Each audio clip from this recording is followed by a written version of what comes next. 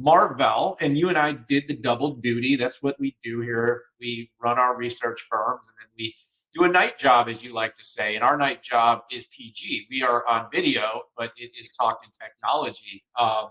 Yep, there you go. You got it right. And so we sat down with the president, chief operations officer of Marvell, rising star, Chris Koopmans. And Chris has kind of been like a 6-month visitor to the 6.5. He did our summit, one of our main keynotes. He visited us on the ground about 6 months before that. And now 6 months later, we were doing the recap. And look, there's a lot there, Pat. I mean, the data infrastructure story around AI is palpable. Marvell was probably the second company that got real credit around AI because they were the second company after NVIDIA that was able to announce a meaningful revenue number. Now, again, we're talking different stratospheres in terms of the size of the numbers, but Marvell has seen it's on like a quarter to quarter run rate.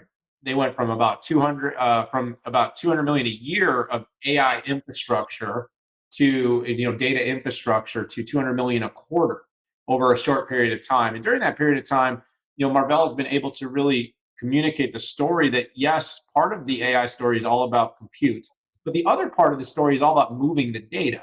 And so Marvell has got critical infrastructure that is necessary and that the OEMs are going to build with their modules that are going to be required to be able to move data, light and electronic, and that's where Marvell's growth story has come from. Having said that, the company didn't just talk about data infrastructure. They did talk a little bit about the rest of their business, like across the auto and 5G, but it was a heavy day of AI, Pat.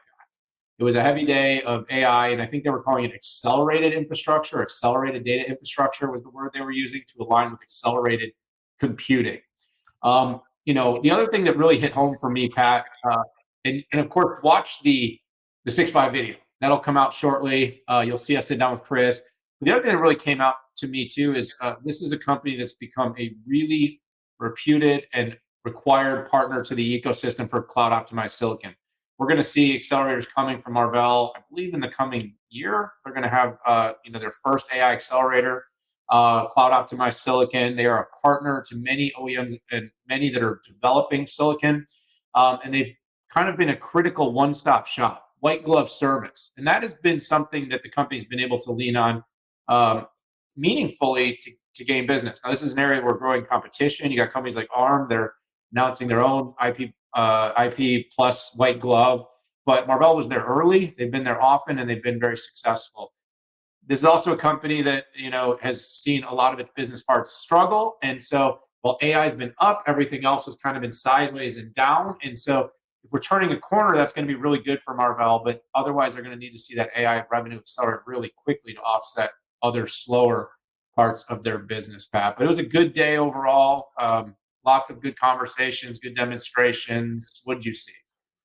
Yeah, that was great analysis, Dan. And the way that Marvell hasn't had the growth overall as I'm sure they would like. But what I always like to do is look at self-inflicted wounds versus market wounds. And the reality is that carrier, automotive, and enterprise is down.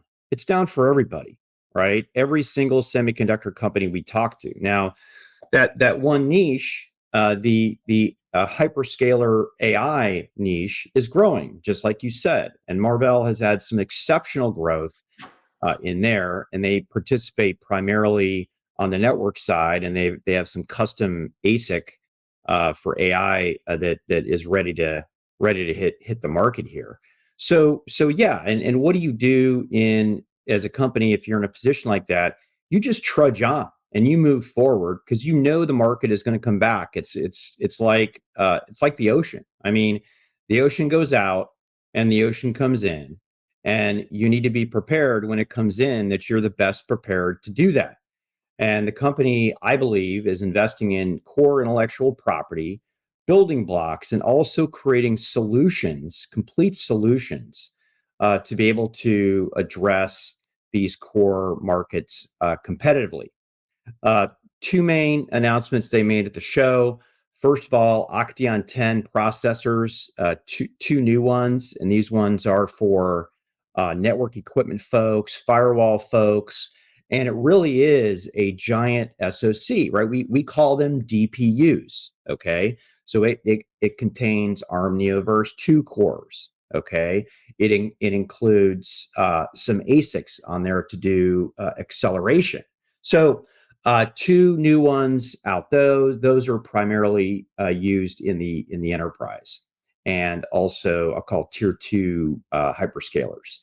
And then they came out with quite frankly what I think is their biggest play long term, and that's upping the game with optical DSPs. So if nothing else that the industry agrees with is generative AI brings this explosion of data like we've never seen before.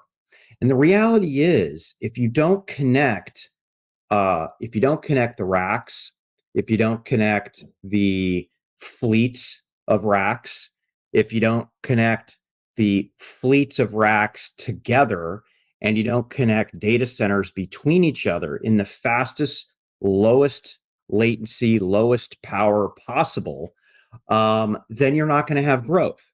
And as we talked with Chris, I think, and I think you and I have known this, but it really is the trifecta, right?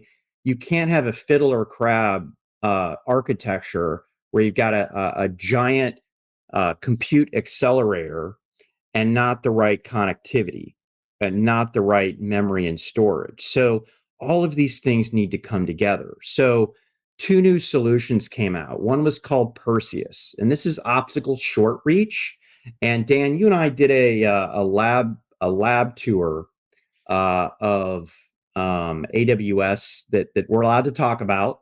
It's public, and what Perseus does is it replaces passive copper cables with active optical cables. So distance are 5 meters to 500. Yep. And they brought out this other one that's called Spicagen 2 that is 10 kilometers. 10 kilometers, like, why would you need an optical solution, a DSP, a PAM4 optical DSP to do that? It's connecting data centers together, right? Or connecting you with the backhaul of the internet. So, and this is clearly focused on cloud operators. So those are the three announcements. Talk a little bit about strategy, but please be sure to check out our conversation with Chief Operating Officer Chris Koopmans.